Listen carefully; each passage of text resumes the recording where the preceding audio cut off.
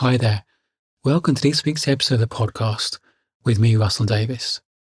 This week we're diving into the archive back to October 23. I was sharing one of my favourite episodes because in the episode I share something very dear to me, a process that one of my coaches taught me to help me gather in the parts of me that I maybe judge or are harsh about.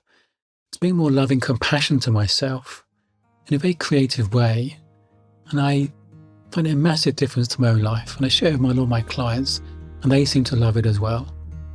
So I want to share this again about how you can bring more loving compassion to different parts of your life that may be holding you back, and how in doing so, you unleash more of your true self to create more of what you want in life. Let's dive in how you can do that for you.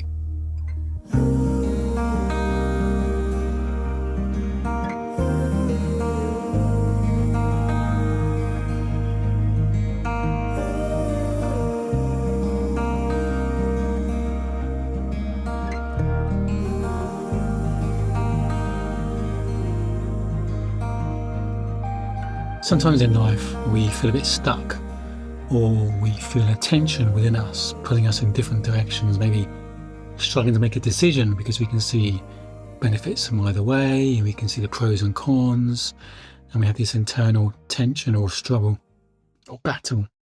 Or sometimes we just feel stuck because we can't find a way forward and we want to move forward, but part of us doesn't allow us to, or we're scared to. How can we move from this stuckness to having more flow and ease? And in fact, I asked recently my subscribers what kind of subjects that I could speak to in this podcast. And one subject was conflicting emotions. How come sometimes we feel angry and happy about a situation? Is that possible? And how do we deal with these conflicting emotions? And is it possible to have conflicting emotions? And I think both this kind of internal battle and conflicting emotions comes from the fact we are complex beings in some way. There's different parts of us. And what I'll unpack more about explore is the idea of different parts of us. And I was talking to my own coach recently, and we're talking about a situation in my life, and he helped me just identify different parts of me that were showing up as I thought about that part of my life. And there's a part of fear. There was part of me who was scared about moving forward in that space. There was a part of me with some shame around how I was being in that space, or the shame of having the fear of being stuck and judging myself that I shouldn't have that fear and I should be able to move forward with it. But also there's a part of me with a sense of possibility. The other side of fear, there was a part of me who was excited about the possibility. So I had fear, I had shame, I had a bit of excitement. There had a number of emotions flowing through my system when I thought about that part of my life. Because we're not simple beings, we're complex beings. And it's interesting sometimes to explore these parts of us, but also to explore our relationship with those parts. And I give an example. I had a client who had an eating disorder, and she rang me. She was in a really difficult place, a really bad way. And we looked at her relationship with her thoughts around food, where part of her wanted to control the amount of calories she was eating each day, but part of her knew that wasn't serving her, wanted to let go of it. She had this battle that she couldn't win. The part of her wanted to control her calories, just kept winning time and time again. So had this battle between these two parts. And I helped her to explore those parts and the intent of those parts, because sometimes with this battle going on within us, it can feel like good and evil. It can feel like one is our truth, we want to be doing that. The other part gets in our way and holds us back.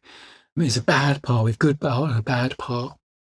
And sometimes we start to resent the bad part. She really resented the thinking that controlled her calories, or part of her did. Part of her really resented it. And part of her wanted to do it. Part of her was scared of losing control. Part of her thought she'd let go of that part of her, she would lose all control, put on a huge amount of weight, be overweight, and all the kind of psychological impact effects of that, her thinking around that.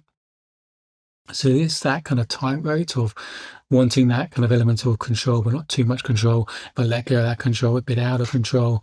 So much thinking around it. But help to see these two parts actually both had a positive intent. If you look at the intent behind it, they both had wanted her to feel happy with herself. But one was going through it by controlling herself, not being overweight, because if you're overweight, people won't love you, you won't be liked, you'll be judged or criticised, you won't be lovable. And the other part thinking that actually knowing that this way of being is not helping her, it's not making her happy, actually letting go of the control will give her more freedom and more self-love. So both actually wanted her to feel loved and lovable, but going about it through very conflicting ways, which created this kind of internal battle. And through that, looking at a relationship with these parts and the intent of these parts, I helped to see that actually they both have something positive to bring to the party. So what if the intent of this battle, what if it's not one or the other? But what if they both have something to bring to the party? They both had useful characteristics and qualities. What if there's a combined part or there's a third part? What if you could bring these two parts together? The positive aspects of these two parts, the positive qualities they bring to bring one new part where everything can pull together towards what she wants with more balance, more flow. So it's not black or white, it's a dance. Sometimes we need to feel a bit more control than other times. It's not black or white, it's a dance between these two parts. They all have something to bring in their own way at the right time. It's a dance between these two things. It's not conflicting. They both have something to bring at different times, and you can dance between them. They can work together in partnership to bring more balance. And that was an amazing shift for her to see that she could no longer need to resent this part of the wanted to control. She could see the positive aspects of it and begin to show you a different relationship with that part of her that brought more balance and more ease and more flow. So we are not simple beings, we're complex beings, they're different parts of us. That's why sometimes with these internal battles. And instead of fighting that battle, we can recognize each part may have a valid perspective. And it's how do we bring these parts together in harmony and work together as a team and to dance between them. Knowing at some point one may have a stronger role than another, but it's not either or. So for me, looking at these parts of fear, shame, and possibility, what if I could just bring these parts together in a room around the board table and work together and share their fears, share their intent and work together as a team rather than thinking each one is right and it's the only way forward, and to work together as a team and have their needs met, and how they can all have their needs met, because actually underneath it all, they all want the same thing. They all need to be happy and feel safe and feel secure, but also be happy and inspired in life. They all want the same thing. And when you work together and look at the needs, and then it's big like relationships. There's two parts of a relationship, or even a group. There could be two people in different parts of a group, different people bringing a different part of the group, and we all have different needs. And when we look at the needs of people, there's always a way we can find a way of meeting everyone's needs. But often we don't go down to the needs level. We say what we think about things. We have judgments and thoughts and feelings about situations. But underneath those judgments and those thoughts and those feelings, there's a deeper need. And when we can express that kind of deeper need, we can always meet those needs of different parts of a group or different parts in a relationship. And it's the same within us, different parts of us. They all want the same thing, and we can help work together. And that brings ease, brings alignment. It brings more flow. So it turns the intention, with internal battles, that brings tension within us and brings stuckness. That's not good for us, not our lives, our hearts, our soul, even our bodies, when there's a feeling of stuckness.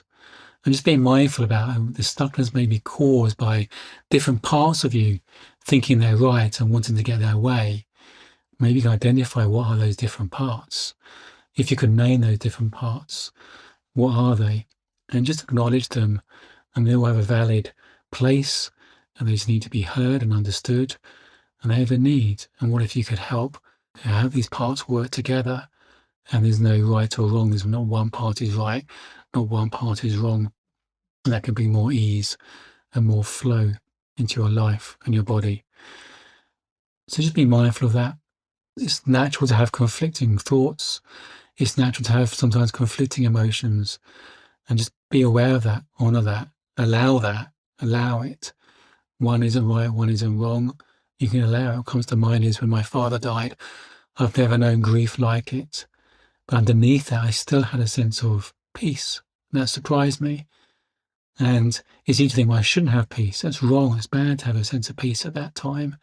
But it's okay to have peace because part of me still knew I was going to be okay whatever happens. That allowed me to feel my grief more fully. Previously in the past, without me that sense of peace, I would have avoided the grief. It was uncomfortable. So actually having that juxtaposition of those different parts allowed me to dance between them with more ease and more flow and navigate that, I guess, looking back, I think in a more healthy way than judging one part was right or one part was wrong, and allowing both at the same time. So yeah, dance between the parts, allow them, they all have a positive intent. Don't resent them, don't fight them. Well, allow these different parts of you.